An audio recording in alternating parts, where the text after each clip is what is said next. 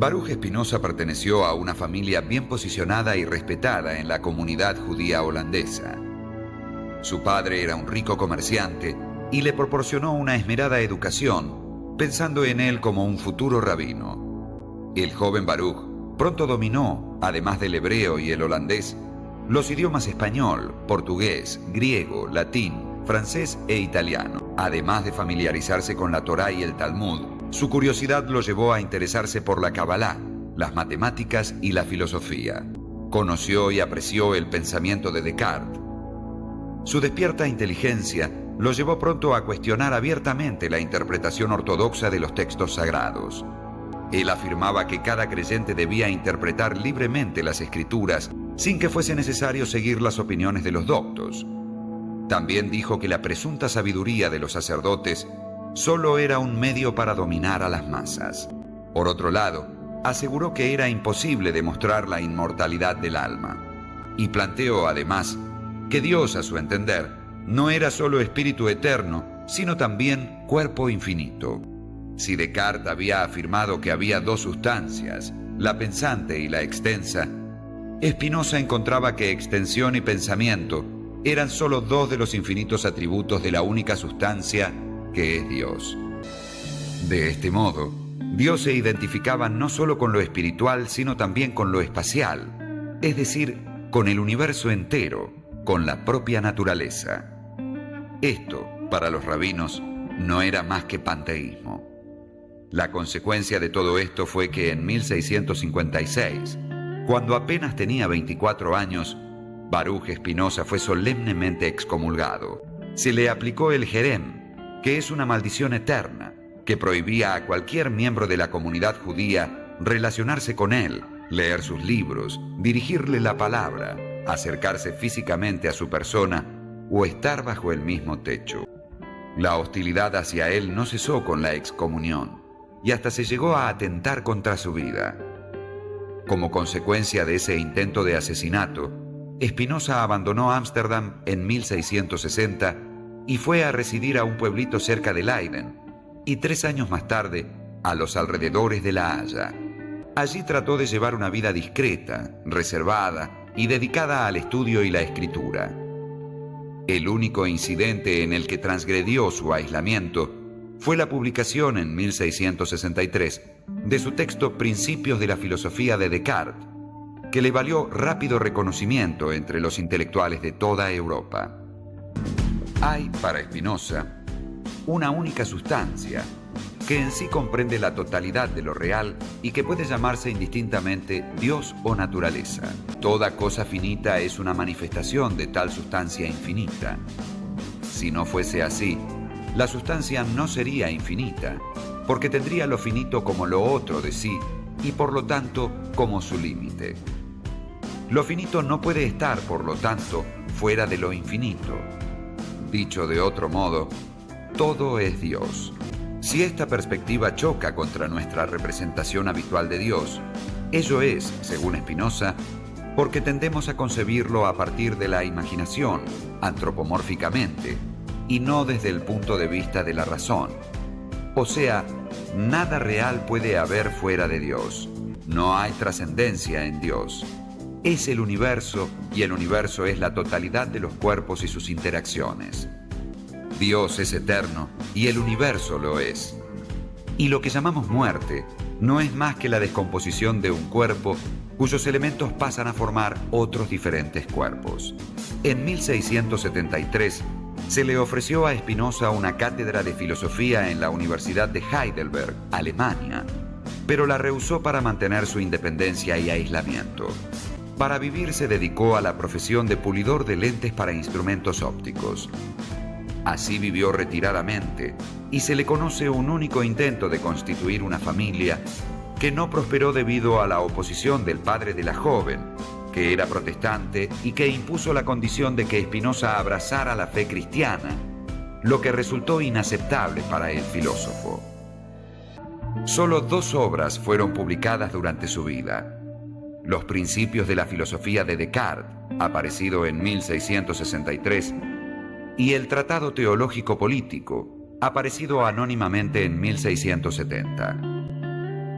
Poco después de su muerte, irían apareciendo, por acción de algunos discípulos y simpatizantes, sus otros escritos. El Tratado sobre la corrección del entendimiento, el Tratado político, el breve Tratado sobre Dios, el hombre y su felicidad, y su obra más importante, la Ética demostrada según el orden geométrico. Spinoza escribió la Ética siguiendo el método del sabio matemático Euclides, que parte de ciertos axiomas y de ciertas definiciones, y a partir de ellos va deduciendo o derivando lógicamente una serie de proposiciones. De tal manera, Spinoza pretende fundar una ética racionalista y objetiva, es decir, una ética que es deducida justamente como se deducen las propiedades de un triángulo. La perspectiva de Spinoza apunta a alcanzar la forma de conocimiento más perfecta, por la cual toda la realidad y cada cosa singular pueden verse como un modo finito de la sustancia infinita. En tal perspectiva, todas las cosas aparecen relacionadas entre sí, surgiendo del ser divino, necesariamente, constantemente. Así, yo mismo me comprendo como una manifestación de esa causa inmanente que es Dios. Y cuando me amo a mí mismo, o cuando amo a Dios, que es esa fuente de la cual vengo a la existencia particular, debo darme cuenta de que ese amor es Dios amándose a sí mismo. Accedo así, como expresa Spinoza, al punto de vista de la eternidad. La sustancia misma llega a comprenderse.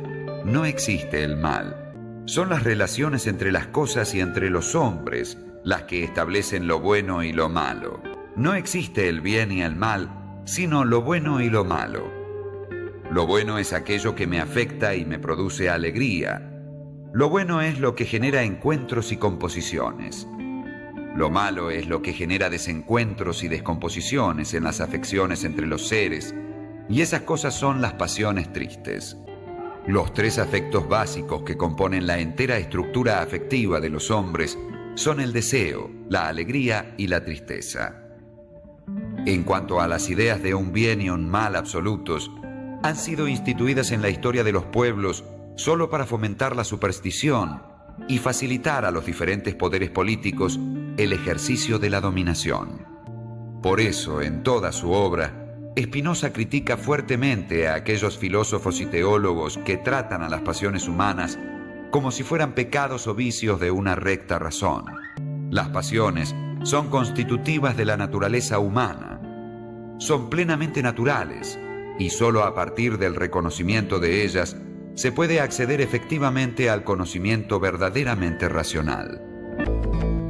Todos los cuerpos se encuentran interconectados, pero a la vez son relativamente autónomos, porque cada uno está animado por un conato propio o intenciones, que es su tendencia a mantenerse en la existencia, porque toda cosa particular quiere perseverar en su ser. Cada uno de nosotros es esencialmente conato, o, lo que es lo mismo, es apetito o deseo. Somos básicamente deseo.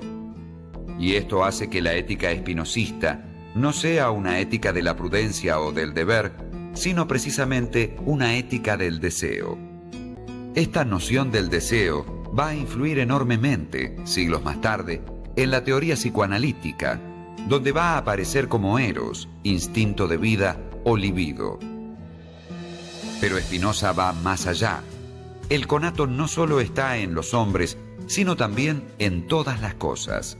Estos conatos de los diferentes cuerpos pueden unirse entre sí para constituir nuevas relaciones y nuevos organismos. En el ámbito de lo humano, lo social debe pensarse, entonces, como un encuentro que potencia el conato de los individuos. En vez de sostener, como el filósofo inglés Thomas Hobbes, que el hombre es el lobo del hombre, Spinoza entiende que cada hombre completa a los otros y es completado por ellos. Una comunidad es, así, un individuo colectivo que potencia las posibilidades y los derechos de sus miembros. Lo político no es más que una forma de descomponer ese individuo colectivo. Spinoza no acepta ningún contractualismo, porque no admite que haya o deba haber cesión o disminución del derecho natural de los individuos.